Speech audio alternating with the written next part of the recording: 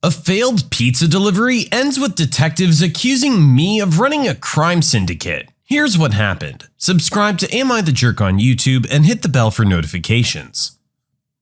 I never mistook this job for low risk, but I never imagined it could potentially get me thrown in jail. We got a pretty sketchy delivery call at a late hour. Our front of house is constantly slammed with everyone desperate to eat at a table again now that the vaccine's out, and they were in the weeds, so I grabbed the phone. Before I could even finish our standard greeting, the guy just goes, "Yeah, it's Mac, I'm ordering a pizza." I'm not much for small talk either, so I'm rolling with it. Like, good for you, Mac, pick up or delivery. You know, just rattling off the standard questions. He answered the first few, but he seemed hesitant or confused. He argued with some other guy behind him for a sec, then got back on the line and ordered like normal, as though none of the preceding stuff had ever happened. Whatever. I caught his delivery and out I went. It was a standard large pizza, no toppings, no extras. They were gonna be paying cash. I pull up and it's a scary, run-down, sparsely populated apartment complex. Mostly broke college students in there now though, so I wasn't too concerned or anything. I get to the door and when I knock, it eases open a bit. This didn't seem like the ideal neighborhood to keep your door unlocked, but not my business. I called in. "Hey, pizza." There was no response, so I called a little louder. "Got your pizza out here." An alarmed voice from inside was like, "Shh, just come in."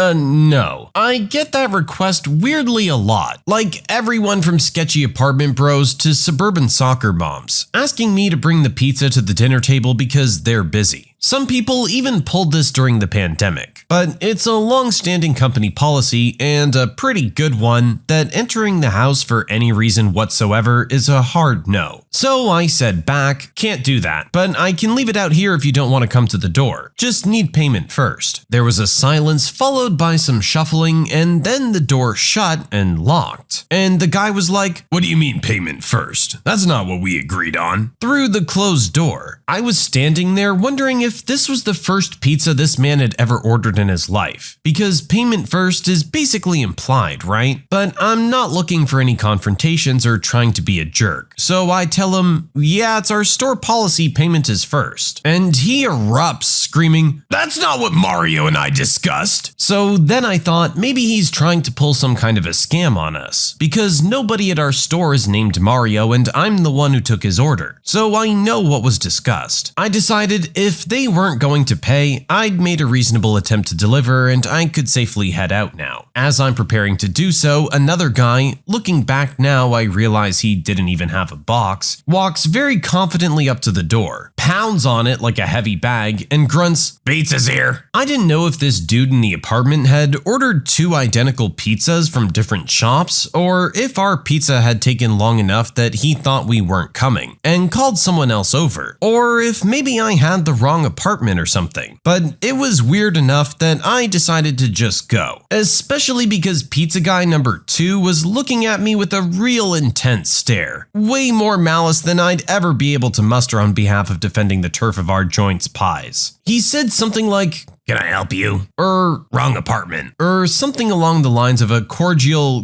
"get the heck away." But I was already on my way out and didn't really process it. I went back to the shop and told the story to the chef. We laughed and guessed at what it could have been to drive this man to order 2 pizzas at once. I didn't think about it again for several weeks. Those several weeks later, I was in the shop and a couple cops walk in. Not in uniform, but they had badges. They asked me if I'd been at such and such apartment complex on such and such day, and I was like, "That was weeks ago, I have no idea where I was." So they were all like, "Well, in that case, you wouldn't mind coming down to talk to us about what you do remember." But I was like, "Really? Nothing." And they said, "Well, that's fine, but let's talk anyway and see if there's something you might not realize is relevant that comes back to you." And all this stuff, essentially prodding me. I told them I'm working right now, but I can come later next week maybe. But they were really insistent, which should have sent off some flags in hindsight. They were like, "Well, this is a really pressing matter and we'd appreciate it if you came in right now. We'll explain it to your boss so there won't be any problems." problems. You'll really be helping us out. Their not being able to chat to me at work should have been the first red flag, but I knew I had not done anything illegal, so it didn't cross my mind that I could be in any sort of trouble or have a reason to worry. Especially because when I got to the police precinct, everyone was extremely friendly, like I was actually doing them a favor. They didn't throw me in a cell or try to intimidate me or anything. They brought me in a nice, air-conditioned conference room and gave me a comfortable chair, and asked if I wanted anything to drink, and really just kind of hung out with me for 20 to 30 minutes. To this day, I'm still confused about this. I think they even offered to order food if I remember right. I declined most of the basic offers because I was anxious to get back to my shift. I didn't need my coworkers getting any wrong ideas. I played along and made nice because they did get the okay from my boss to go as long as I needed. But in the back of my mind, I was like, didn't you say this was urgent? They're running short-staffed at work just so we can trade hot takes on the college baseball World Series. Eventually though, and I think they were trying to be subtle, but they definitely weren't, they shifted to asking me about what they really brought me in to talk about. They asked me about if I'd made a delivery to the apartment complex, and I'd obviously racked my brain between when the cops first arrived and then. So I told them actually that I had. That I wasn't sure if it was exactly the day they were quoting me, but it was around then. I figured they'd ask about the delivery, but didn't want to get ahead of their questions. I figured a brain dump of information would make me come off as guilty. Plus, I didn't want to accidentally tell them more than they were expecting to hear and land myself here longer. But instead of asking, like, any of the questions I expected they'd ask, they said, "And how long had you known the guys you were delivering to?" Kind of confused, I responded, "I didn't." I could see that my answer disappointed them, but it was the truth. They collected themselves pretty quickly though. There were two detectives, the same two who'd come for me in the store, and one kept insisting the facts as they saw them and the other kept trying to bend things in my favor. So the bend guy was like, "Okay, sure, not like y'all are best friends or anything, but you at least knew them as customers, right?" I wasn't sure what knew them as customers was supposed to mean, because to me it was synonymous with not knowing them. So I said no. They changed topics. They asked how long the delivery had been planned for. I told them everything had to be ordered same day unless it was 4 or more pies, and I didn't remember exactly when they called, but per store policy, wouldn't have been more than an hour before it was delivered. Probably sooner based on where they were relative to the store. We went back and forth like this for way longer than I was anticipating.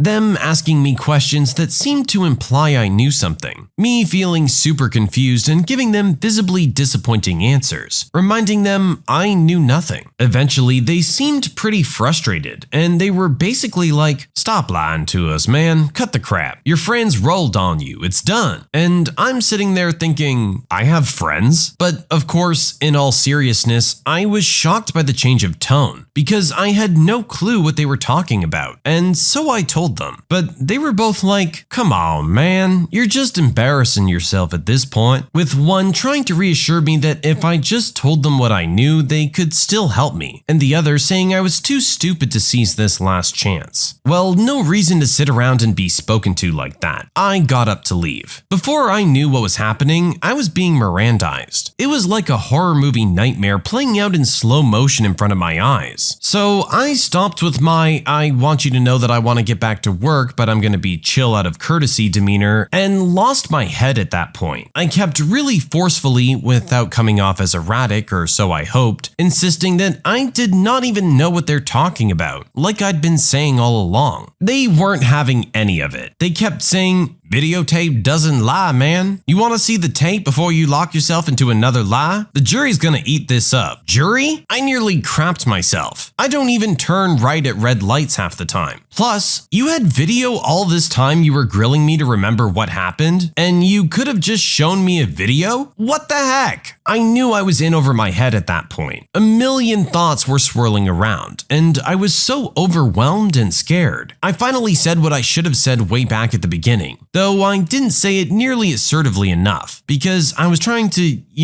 act innocent, not seem guilty and make things worse than they'd somehow already become. I was like, shouldn't I be talking to a lawyer? And they said, do you want to talk to a lawyer? Did you do something that would necessitate the aid of an attorney? And the other guy's like, if you want a lawyer, we'll get you one, but I have to say that does not look good on you. And I shouldn't have believed him, as my dad is now drilled into my brain. You never talk to the police, only your lawyer does. But at the time I thought, yeah, I guess asking for a lawyer does make it seem like I did something. Then they showed me enhanced frames of the video and timestamps, and they're saying all this stuff. It was really a blur at that point, but one thing in particular stood out. They said something that they'd already said a time or two before, but it hadn't totally sunk in until then. They alleged, your buddies thought this would be some quick money. They thought it'd be real slick to order a pizza instead of just calling and saying bring the stuff. At this point, it had been established that they thought I'd transported some large sum of ill-gotten cash into this apartment, and that we wouldn't be suspicious or we wouldn't follow up. I know you're a good guy. You didn't know what you were getting yourself into, but if you're not honest with us, we can't help you. I had told them repeatedly about the other guy who'd showed up to supposedly deliver a pizza. I even pointed him out on the footage. Unfortunately, the cameras didn't have audio, so they couldn't hear me arguing with the people in the apartment over a few measly bucks. Or more importantly, hear this other guy say pizza. Because the other guy didn't have a pizza box and I did, they didn't believe me that I wasn't the pizza part of this operation. To recap, apparently what they'd uncovered from the real criminals is that they were meant to take receipt of some money. The guys inside the apartment were told something like, that afternoon you'll get a pizza, to try and prevent anyone from saying anything incriminating on paper. These dumb jerks in the apartment did not understand the instructions and actually ordered a real pizza instead of just waiting for their cash delivery to show up. I'm pretty certain all that arguing I'd heard on the phone was one of the other criminals asking something to the effect of, are you sure you're supposed to order an actual pizza? Because what else would they have been arguing about right then? So once I connected all the dots, it was a matter of proving my pizza delivery was legitimate. They tried to get a record of the delivery when they talked to my boss, but we're a small shop. We only keep tickets through the end of the week, and we just sign a piece of paper confirming our tip amount every night. These guys wouldn't have factored in since they didn't pay. I didn't have anyone but the criminals to corroborate my story, and there was nothing in it for them to exonerate me, or they would have done it by now. But then I remembered. The chef! I told him all about this delivery. I begged the cops to talk to him and reminded them that I'd followed them right out of the store before I'd known what this was about, so they could trust he was totally untainted. Sure enough, he recounted it exactly as I'd told him, and told the police. The stories matched near identically. The cops went through our phone logs, but these guys had called in their order from a burner, so that was of no help. I figured the chef would be enough, but after I'd been in the precinct for nearly 8 hours total, they said they were going to go ahead and hold me until they could verify I didn't go with a decoy pizza and somehow give them money another way, or until they found the real delivery guy. They never would though, because they didn't believe me that he was the other guy outside of the apartment on the video without a box. I don't know if he had the cash taped to him or what, but the cops were convinced it couldn't be him because he didn't have a bag, box, or something to hold the money. Finally realizing this was not a misunderstanding that was going to go away, all these years of watching Law and Order kicked in, and I asked for my phone call. I got my dad on the line, and he of course said don't say another word, and showed up with an attorney who had me out within an hour of his arrival. I was formally cleared of all involvement the next day, barely got an apology. None of this will show up on my record or anything, but still, you'd think they'd be a little more remorseful about what they put me through. My boss gave me a couple paid days off, having seen how serious it all was with questioning the chef and searching the phone logs and everything. I think he was just glad I wasn't an embezzler or serial murderer or otherwise a criminal, because for the longest time, all they would tell him is I was involved in a situation and they needed information. So yeah, tread lightly. Don't be like me and make this your whole career delivering pizzas to jerks.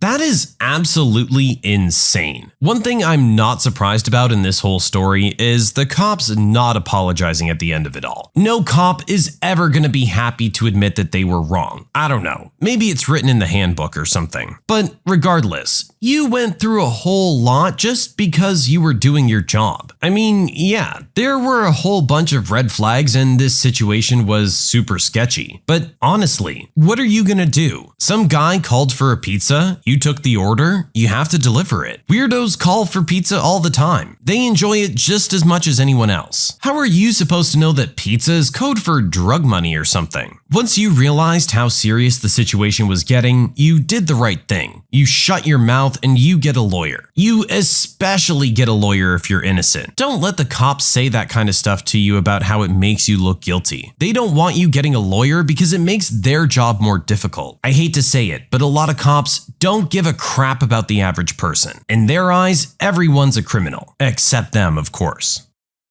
You can submit your own stories to be featured here on the channel. The story submission link is in the description below. And don't forget to subscribe.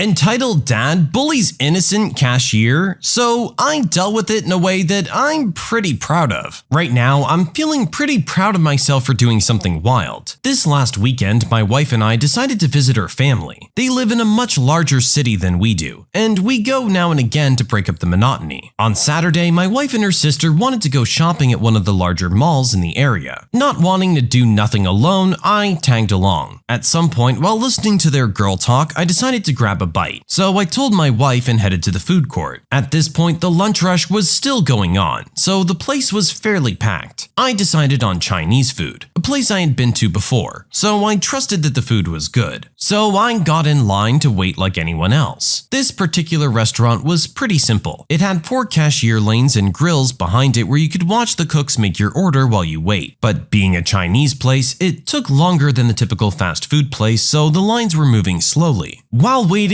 my phone died. I simply forgot to charge it earlier. So I started people watching the crowd to avoid getting bored. Nothing out of the ordinary. Until I noticed entitled dad with 2 boys a little bit ahead of me in the line next to me. The 2 boys, maybe around 11 and 9, must have been getting impatient because they would periodically start to screw around or bug entitled dad, occasionally pushing each other around or asking when they would have food. Entitled dad looked like he was growing more agitated by the minute. Every time he had to turn to deal with these 2, his face grew redder and redder. Understand, dear listener, that this was a busy, loud area, and they weren't being super loud, so they didn't really attract attention yet. I did, however, have to turn away now and again to avoid being noticed, though. The trouble started when entitled dad finally reached his turn. The girl politely did the usual and asked him for his order, but instead of just ordering, entitled dad started to complain, mainly about how long he and the 2 boys were in line for. She did her best to be polite, but he just kept going for a few minutes. By this time, the gentleman behind the trio was getting annoyed and noticed me and gestured to entitled dad with the "you gotta be kidding me" look. So I just responded with a shrug. As far as I knew, he wasn't wrong. If entitled dad was in such a hurry, why not just get your food and be done with it? Eventually, the girl at the register was able to get the order. I was now second in place in my line and right next to the 2 kids by this point. I could hear the angry entitled dad go into a tirade about the performance of the restaurant and insist that if it wasn't for his kids wanting it, they would have gone to a better place. About how said Japanese place was better, but because it was currently closed, they had to suffer through this. Entitled dad even started to insult the poor girl behind the counter. The gentleman behind entitled dad and the 2 boys tried to tell entitled dad off, telling him they were just doing their best. But entitled dad shot back with the typical "I'm a paying customer, I can do what I want" excuse, and kept going. The girl was obviously growing upset, as entitled dad was bullying her, and I could see tears start to form in her eyes. Entitled dad just wouldn't give her a break. The gentleman behind the trio was also looking like he was getting ready to throw punches. At this moment, I thought that I really wanted to do something, but I didn't want to get into a fight, even if I had backup or ended up being the backup for someone else. That's when I noticed it. Entitled dad was wearing cargo shorts, the kind that never seemed to fit right. I thought for a second and found an alternative idea. I found myself just reacting, and the whole thing took only a few seconds. I stepped forward in between entitled dad and the 2 kids, grabbed both loops of the seat of his pants, and yanked as hard as I could. Without stopping, I immediately ran for it. I had to push through a lady in the last line, but I made it. I heard a lot of screaming behind me, but not wanting to get pummeled by an angry entitled dad, I didn't even look back. I ran to the other side of the mall where my wife was still shopping with her sister. I knew my wife well enough to predict what stores they would be in. I felt safe enough in a girl's clothing store next to my wife. So after I caught my breath, I just started laughing. My wife gave me a "what the heck" look, and I just told her I'd tell her later. I didn't want to spoil their shopping, so I spent the rest of the time keeping an eye out for an angry entitled dad. I did spot them at one point, now with a blonde lady and a little girl in tow, but that was it. I was lucky enough to avoid them. When we decided to go eat, the lunch rush was pretty much over and I just had to know. I went back to the Chinese place and luckily the young girl was still there, so I purposely waited behind an extra person for a chance to talk. When I got the chance, I asked her what happened to entitled dad. She told me that someone yanked his pants down mid-tirade. The guy who did the deed took off, but entitled dad couldn't catch him because the gentleman behind entitled dad took the opportunity to push him flat on his butt. The gentleman just insisted that he was trying to catch the culprit and missed. Then entitled dad, being the official center of attention, just grumbled for the rest of the time. He got his food, paid, and sat down on the opposite side of the food court somewhere. I wanted to laugh, but just in case, I never told her it was me who did the pantsing, even though I really wanted to. So I just took my order and joined my wife and her sister for lunch. I told my wife later and we had a laugh. She scolded me for pulling such a stunt, but was proud of me for finding such a funny method for helping the cashier. I think I just found the best new way to deal with jerks.